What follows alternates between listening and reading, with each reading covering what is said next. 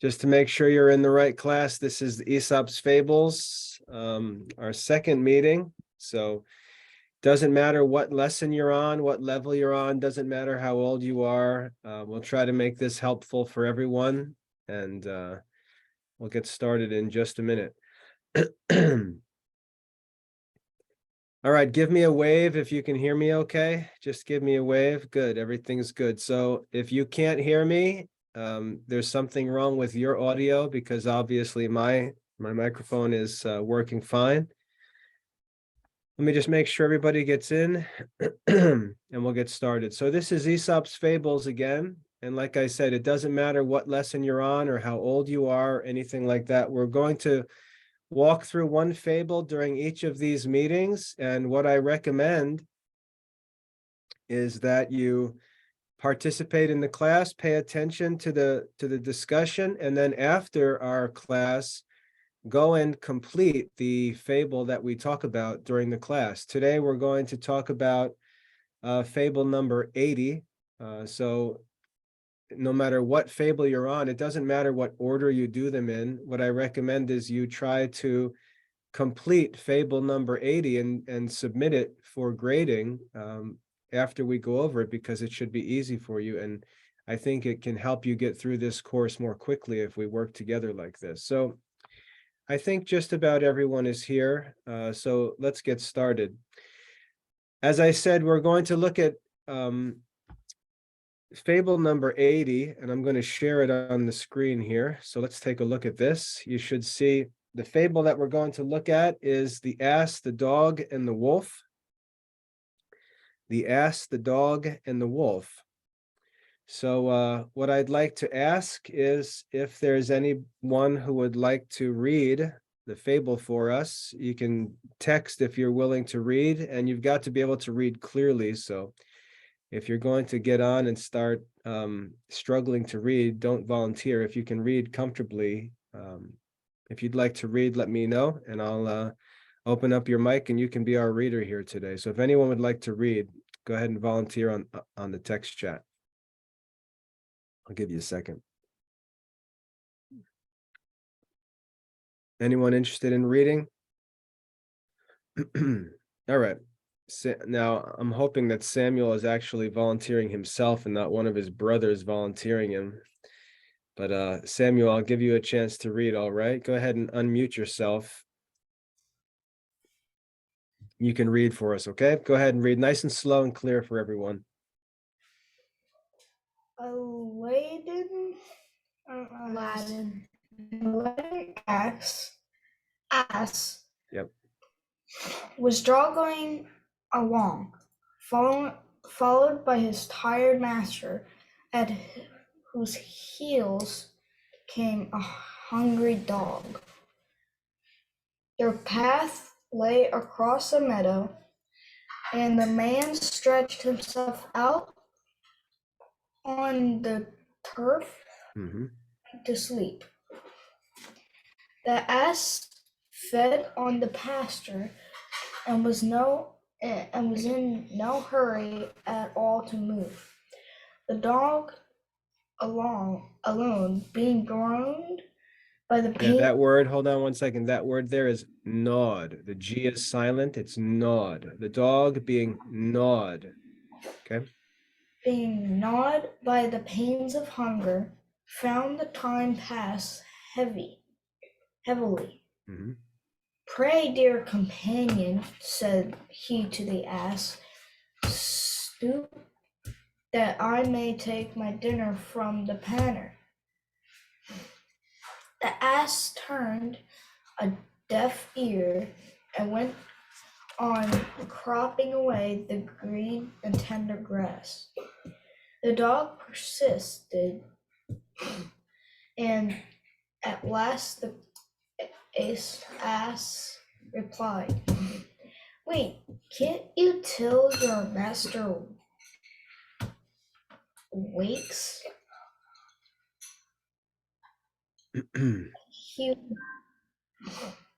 He would give you your usual portion without fail." Just then a famished wolf appeared upon the scene, and sprang at the throat of the ass. Help, help, dear Trouser, cried the ass, but the dog would not budge. Wait till your master wakes, said he. He will come to your help without fail. The words were no sooner spoken than the ass lay Strangled, yep. strangled upon the sod. Okay, very good. Thank you, Samuel. Let me find you here and you can turn your microphone off, okay? All right, so step one, when we read the fable, first thing we do is we just go ahead and read through the whole fable, get an idea of what the fable is about. We see the title is The Ass, the Dog, and the Wolf. We've got our first reading done. Now what we need to do is we need to make sure we get all the details of this fable. So this is when we take time to make sure we understand all the words. Like, for example, in the very first phrase, we read a laden ass. Do you know what the word laden means? So it's time for us to go through the fable, make sure we understand the words. There's one word on there that I don't even know what the meaning is. The word pannier, that's not a word we use in American English, at least. So I would need to look that word up. So that's an example where we just take our time, make sure we understand all the details, and then we read through it again when we've got everything figured out and we can focus on the meaning. So just to go through it and collect all the details, we've got two animals. We've got an ass that's laden. That means it's carrying a heavy burden. So they've got all of their luggage loaded up on this ass or donkey. And the ass is moving along carrying all of this luggage. And he's followed by his master, the man whose stuff he's carrying. And there's also a dog with them. So it's these three characters at the beginning of the story. The ass carrying all the luggage, the master, and a hungry dog. So they're walking along and their path goes through a meadow. And a meadow is just a grassy field. So the donkey likes that because that meadow is full of food. So he can just take his time and eat as he walks. The man also likes the grassy meadow because he can take a break, lay down, and get a little sleep. So the donkey and the master, they like this grassy meadow. They take advantage of the meadow to get some rest or refreshment. The dog, however, is stuck in this meadow, and this meadow doesn't offer him anything. So he's sort of frustrated, and it says the dog, being gnawed by the pains of hunger, found the time pass heavily. That means it was boring. It felt like they were there forever. He wanted to get going because he wanted to get to a place where he could get something to eat.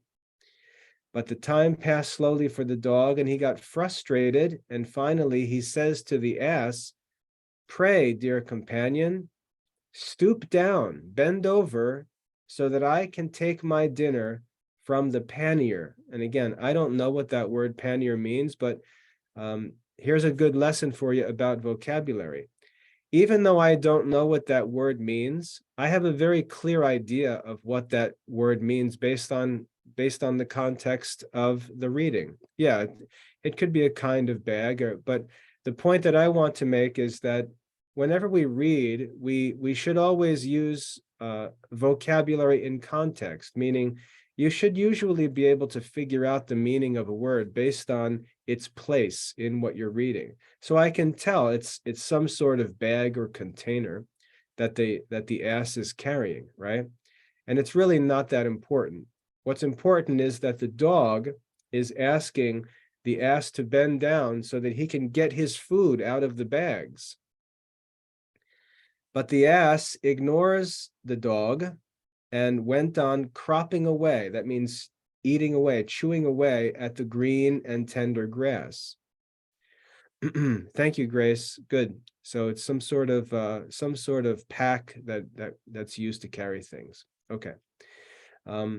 So the ass ignores the dog and goes on cropping away at the grass. The ass is happy. He has his food. He doesn't want to bend down bother himself for this dog. So the dog persists, continuing to ask the ass to bend over and give it some food.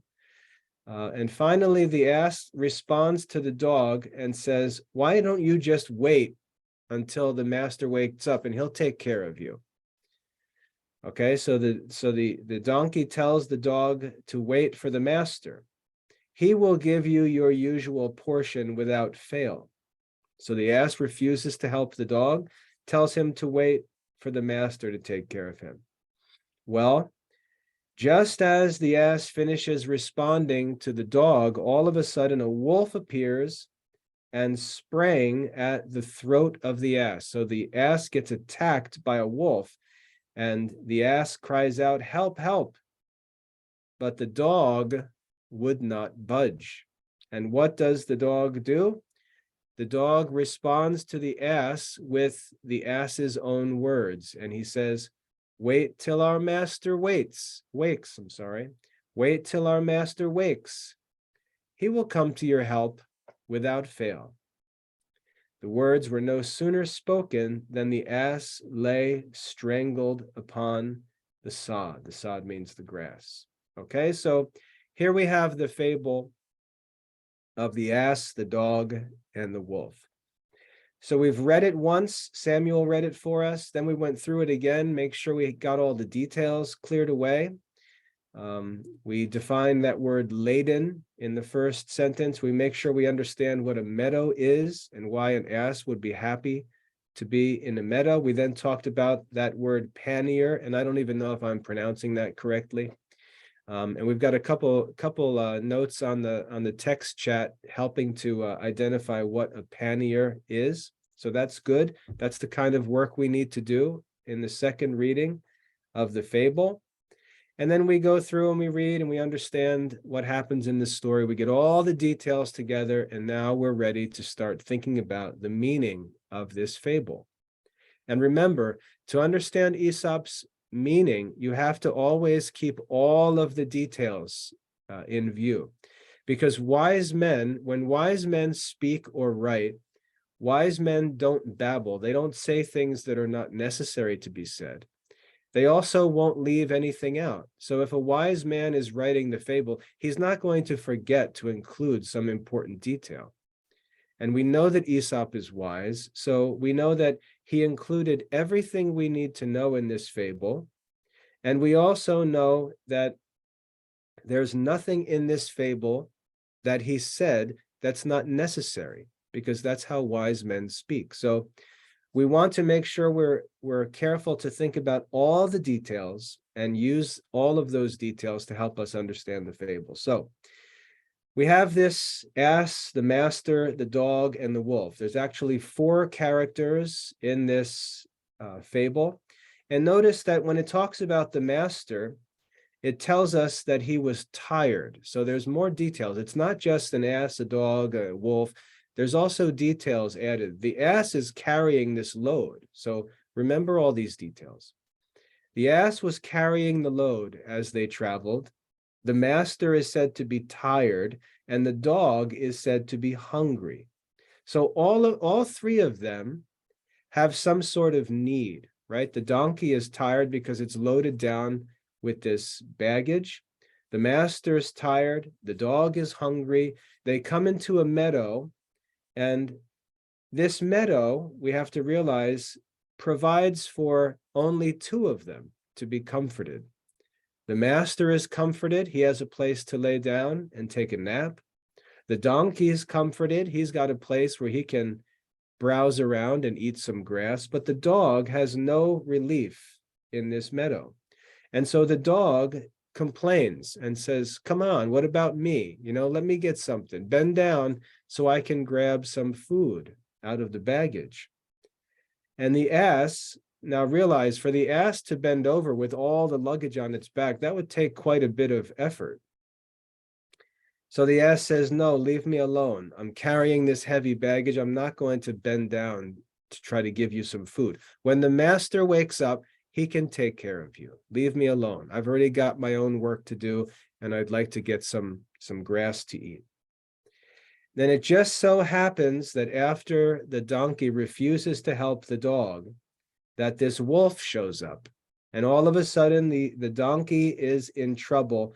And what can he do but cry for help to the dog? And unfortunately, he just made this dog unhappy by his response. And so the dog just copies and pastes his answer and says, wait till the master wakes. He'll come to your help without fail. Okay, so keep all those details in mind. In the text chat, let's take a minute because we've got some time today. We're moving pretty well through this. In the text chat, let me know what you think the moral of this fable is. Go ahead and type, be brief as possible. Let me know what you think the moral is, or a moral, right? One of the possible moral lessons of this fable. Go ahead and share your thoughts. But again, be brief. Don't start, in the beginning, but get right to it and be brief. Okay. Gianna writes, if you do not help people, they will not help you. Good. Max says, or one of the Hazelbarts there says, the moral is to be kind and willing. Treat others the way you want to be treated. That's good. Daniel says to help people. All right, good. So we've got a general idea. We've got a general idea about the meaning of this fable, and that's good. Don't say something bad if you need help. That's good. Okay. So we've got a general idea of what this fable's about, but remember, we want to make sure we consider all the details. We don't want to be too general. We don't want to be too vague in identifying the moral. We want to think about the details and use them, use the details to understand the moral. Don't expect help when you don't help others. Thanks, Cecilia. All right, so let's think about this. What the dog asked the ass to do was actually pretty hard. As I said, imagine this donkey has this big heavy load on its back. It says it's a laden ass, and so that ass would need to bend down, stoop down, or even go all the way to the ground so that the dog could reach the bag or basket where his food was. So that wasn't an easy request that the dog made of the donkey. And so the donkey says, give me a break, right? I'm carrying this load myself. I've got a heavy burden to bear. Let me just have some grass. Just wait till the master wakes up and he'll help you. Every one of you that responded looked at the donkey and said, the donkey should have helped the dog, right?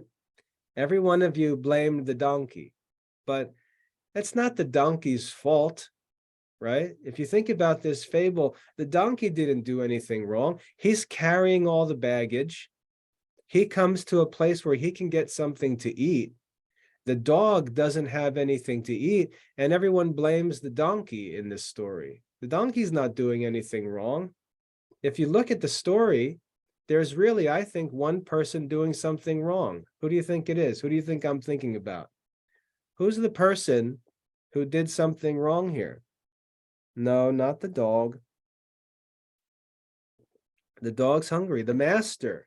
Well, the wolf didn't necessarily do anything wrong. That's what wolves do. They're predators.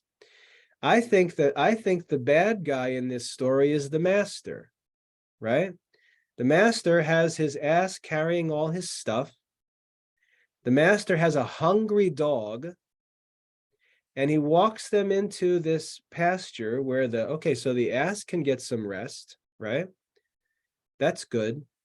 But the dog is hungry, and the master ignores the dog and goes to sleep. So the master leaves the dog in this bad situation. The dog is just trying to get some food. The dog's not doing anything wrong. The ass is already carrying the load and is trying to eat some of the grass. He can't just bend down and it's not his job to feed the dog. And then the wolf is just being a wolf. So the wolf's not doing anything bad. The bad guy in this story, I think, is the master. Okay, I would argue that the moral of this story is that the master, he needs to be more vigilant. He needs to be more careful to take care of all of his stuff. He's got this ass that he's got to take care of. He's got a dog that he needs to take care of, and also his animals are in danger because obviously there are wolves in the area. So I would say, and again, you're not wrong. This is why I say that there's multiple moral lessons in these fables, and you can focus on different characters and come up with different moral lessons. Like the ass, as you guys said, the ass, you can say, well, you know what? It might have been difficult for the ass to bend down, but it also might have saved his life, right? So you can draw a moral lesson from that. Like, be willing to do things that are difficult for others because you never know when you might need their help. I can think of an example where Jesus teaches, if someone asks you to go a mile, go with him 2 miles, right? You could take that teaching. If someone asks you to go a mile, go 2 miles. So be willing to help people because you really never can understand or expect what help you'll need. So you could focus on the donkey and teach a lesson about the golden rule or something like that, or to be generous because you never know what trouble could come. We could also focus on the dog, and we could say that the dog made a mistake, first of all, because if he was hungry, he shouldn't have bothered the donkey, but he should have gone and woken up the master, right? So the dog doesn't necessarily try to solve his problem in the right way. He goes to the donkey instead of going to the master. So we could talk about that as a moral lesson, that when you need help, make sure you go to the right source. Don't bother people whose job it isn't to give you help. And then we could also blame the dog a little bit because it's pretty spiteful that because the donkey wouldn't help him, he's just going to say, oh, well, tough luck, you died today. I'll wait till you fall onto the ground dead and then I'll get my food. That's a pretty spiteful response from the dog, right? So the dog isn't necessarily responding rightly. And again, all of you picked on the poor donkey who really didn't do anything wrong. But I would say that the dog was spiteful in his response to the donkey.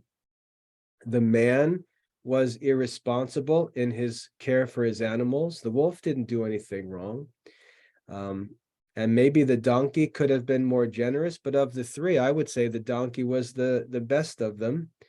The master was responsible for the whole situation. The dog was spiteful. And in the end, all of them suffer because the donkey's dead. So they have no way to carry their stuff. The dog is still hungry. I guess he could get something to eat now that the donkey's dead and laying on the ground. But the whole trip is ruined because now they have no way to travel and transport their stuff. So there's a number of good moral lessons in this fable. And as I said, what I always explain, the wolf might also eat the food too, right? He also might eat the dog. I don't know. And I don't know that a hungry dog would put up a very good fight against a wolf either. So they're in a lot of trouble. And I would trace all of that trouble back to the master. So anyway, as you can see, there are lots of moral lessons that you can, also if the master is sleeping on the grass, the wolf just might eat him too while he's at it, right? So they're in all sorts of trouble there in that pasture. But what I want you to see is by changing your focus to different characters in the story, you can come up with different moral lessons. There might be one moral lesson that you can see as the main moral of the story, but there are lots of moral lessons that you could draw out of this, and that's what's helpful about it. So make sure when you think about the moral, you put yourself in the perspective and judge the different characters in the story, because that usually helps you to figure out what the moral is, or at least what one moral is. And when I ask you for a moral on the assignment, I'm not asking you for the moral. I'm asking you to talk about what you think some or one moral lesson of the story might be. So this fable gives us a good example of how we need to look a little deeper into the story and make sure we keep all the details in mind. Even the title, I think, is kind of misleading. The title is The Ass, the Dog, and the Wolf, and it somehow ignores the master, who really is the troublemaker here. So anyway, make sure you get all the details, read the fables carefully, think from the perspective of the different characters in the fable, and then draw as many helpful moral lessons as you can. That's the challenge. All right.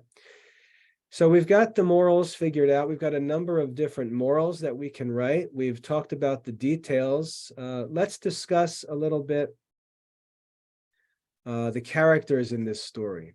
All right. Why do you think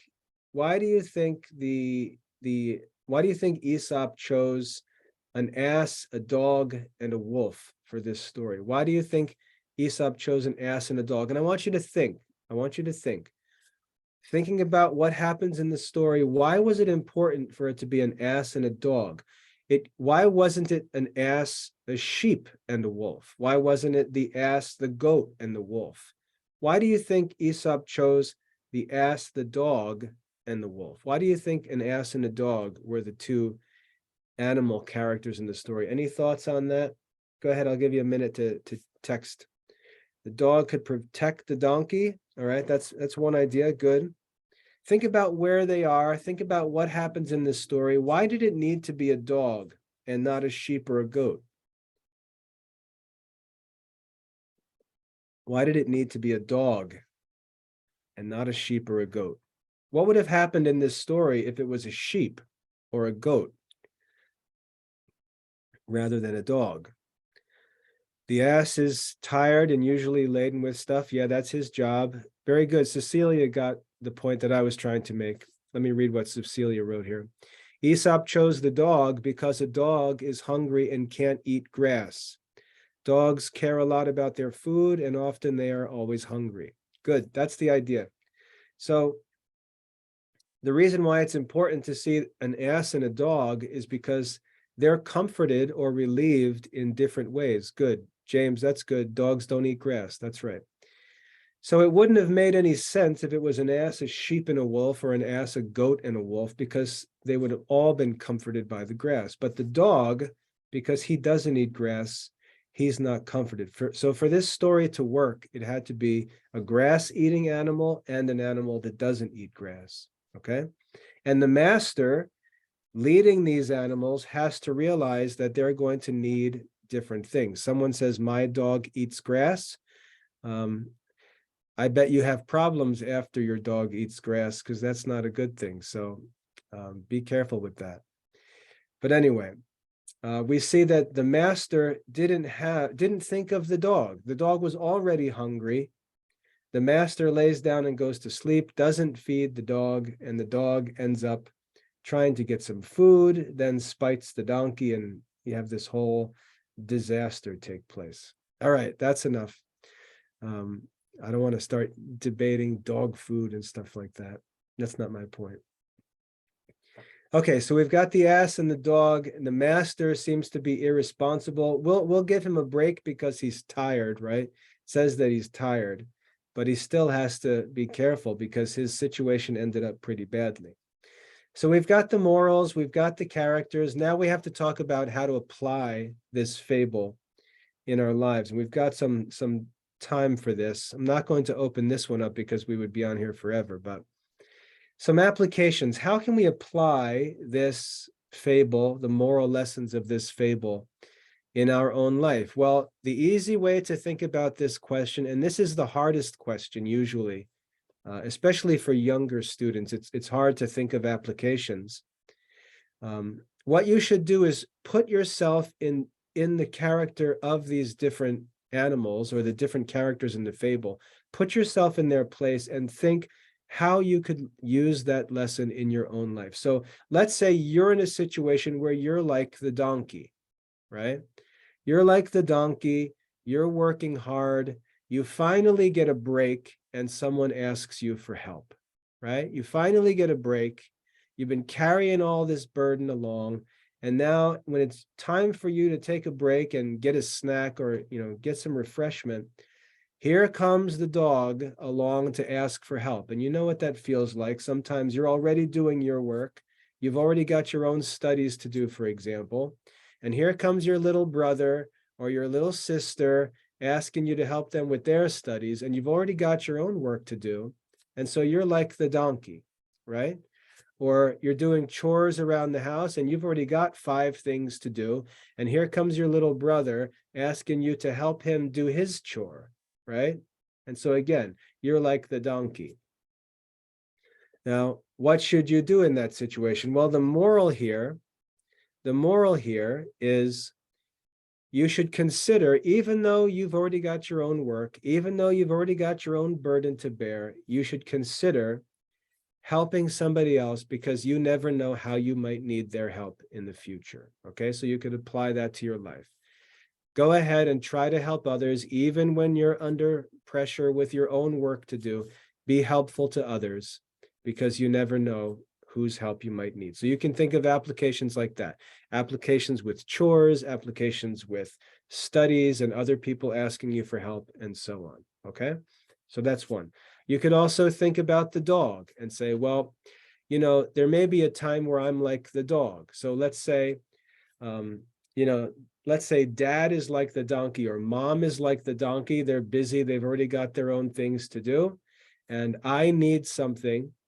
And so I can see that, this other person is heavy laden, already burdened with stuff, and is taking a break for a second.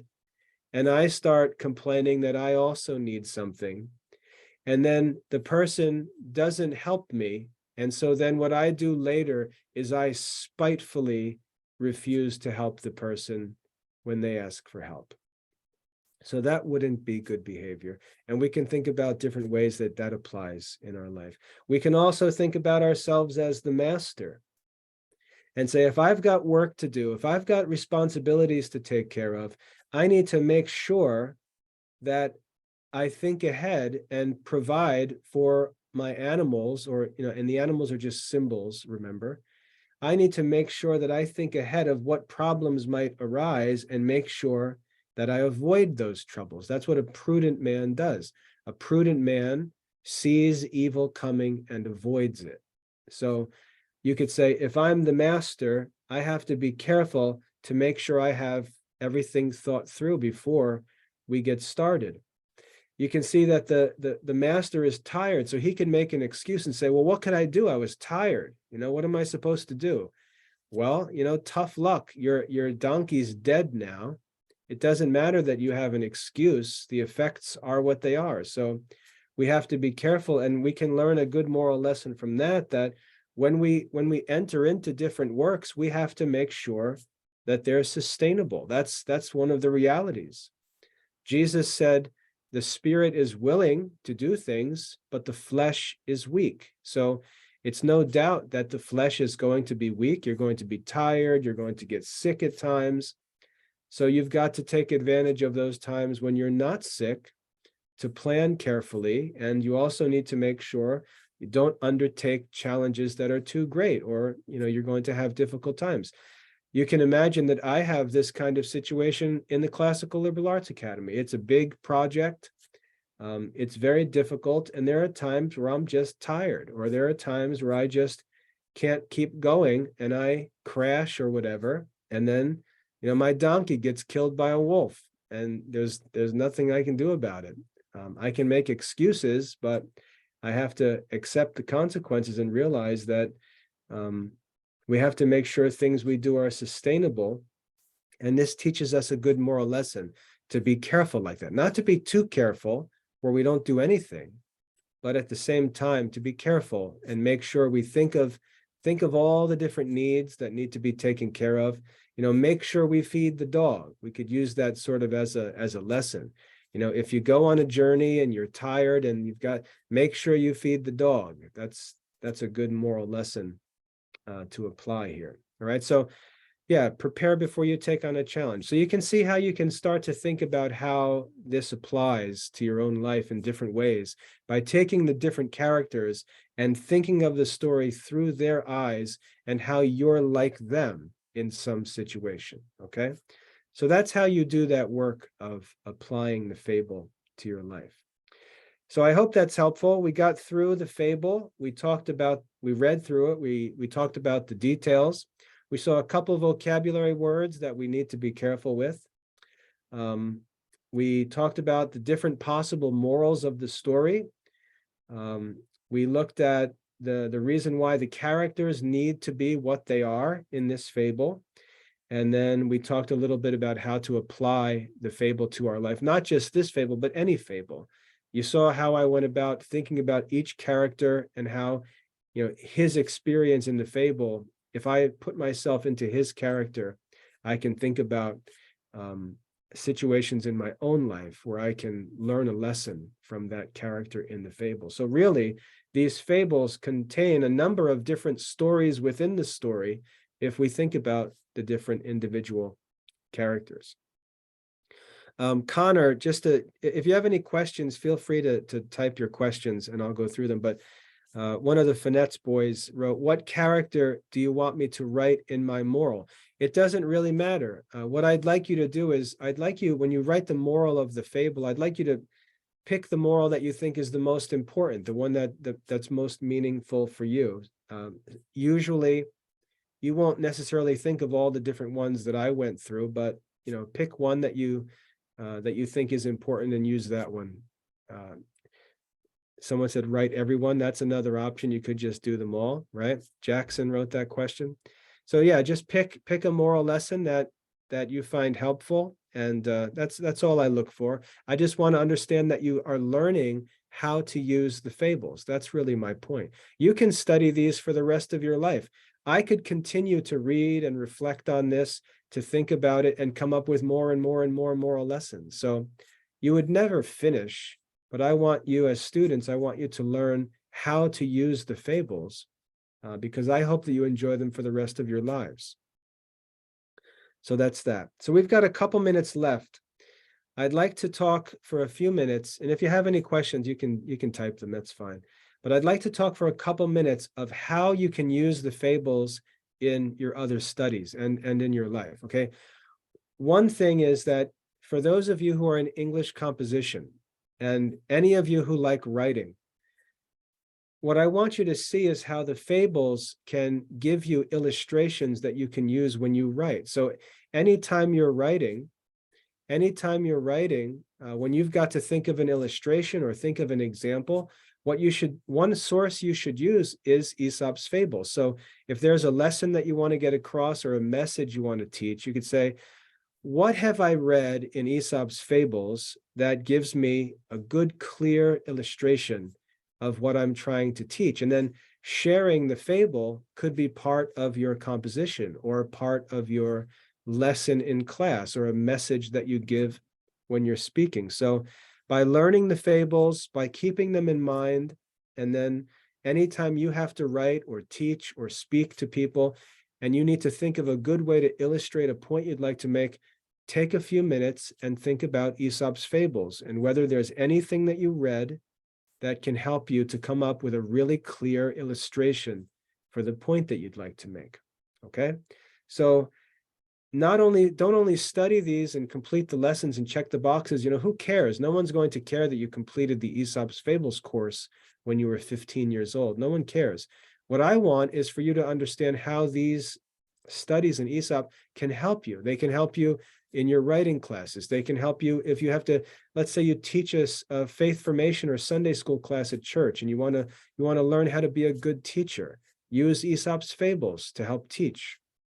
When you get to college and you have to write essays and things for college, or you have to prepare a speech or a presentation in a college class, use Aesop's Fables as a source for illustrations. It's a very easy source for very clear, helpful illustrations. So that's the real benefit of studying the fables. And also in real life, when you have a decision to make, if you've got a complicated decision and you don't know what you should do, take a minute and ask yourself, have I read anything in Aesop's Fables that might help me to make a good decision in this situation? And you can just flip through the pages of Aesop's Fables, look at the titles and think about what the stories were about and say, that fable there offers me some help. It offers me some insight into this situation and helps me to make a good decision. So these fables can help you in many different ways all through your life, and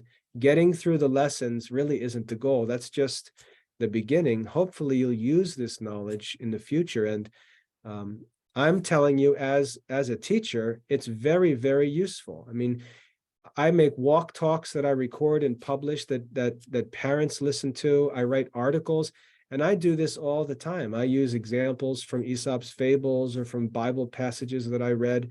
I don't think of all my own examples or come up with all my own illustrations. I just pull them from different sources that I've read, and Aesop's Fables is one of the best sources. So I hope that's all helpful. If you have any questions, one of you asked, can we do lesson 22 next meeting? We can talk about other fables. I'm probably going to go in order from last week we did lesson 79. Next week we'll do, this week we did 80. Next week we'll probably do 81, but I can probably get these done faster as we get going in the future, because we won't spend so much time talking about how to study fables. We'll just talk about the fables. So maybe we can eventually get 2 done in each meeting. We'll see. We'll see how it goes. But if you have questions about the fables, just write to me and ask, or post on the student forum on the Aesop's Fables course page, and we can all work together. Just like we did here in the chat, we can work on the student forum and talk through the fables and help answer the questions and things like that. So use those forums, help each other. It's good for all of you. It's good for those of you who ask questions. It's also good for those of you who try to answer them. Okay, so I hope that's helpful. Now, what my advice is with all of this in mind, take some time today to go and complete lesson 80 in Aesop's Fables. You've got the whole fable in mind already. We've already discussed all the answers to the questions and the morals. Go finish lesson 80 in Aesop's Fables and get that submitted. It's an easy way to get through the Aesop's Fables course. So I hope that's all helpful. That's all that I want to share today. Max, or one of the Hazelbarth boys, I see you asking about fables to grade. Yeah, I'll take care of that. No problem. But that's all I wanted to share today. So we got through fable number 80, and you're all set to go and complete that and get it turned in. And also makes it easy for me to grade, because you're probably going to have everything prepared well. So get that done. And that's all for today's class on Aesop's Fables. If you enjoy these class meetings and you'd like to have more of them for different subjects, talk to your parents and let me know what subjects you think would be helpful, what days and times would be good, because I'm happy to have these classes. They're fun and easy for me. So if you'd like to have more classes like this and other subjects, just talk about that with your parents first. That's not for me and you to talk about. Talk with your parents, ask what they think, figure out some days and times, and we'll start talking about other class opportunities so I can help you with those as well. All right, so that's all today. Lesson 80 in Aesop's Fables. And I'll stick around here for a few minutes with my camera off. If you have any questions you want to chat about, I'll hang out for a little bit before wrapping up. All right, so thanks for coming, and I'll see you next week or sometime sooner. God bless you all.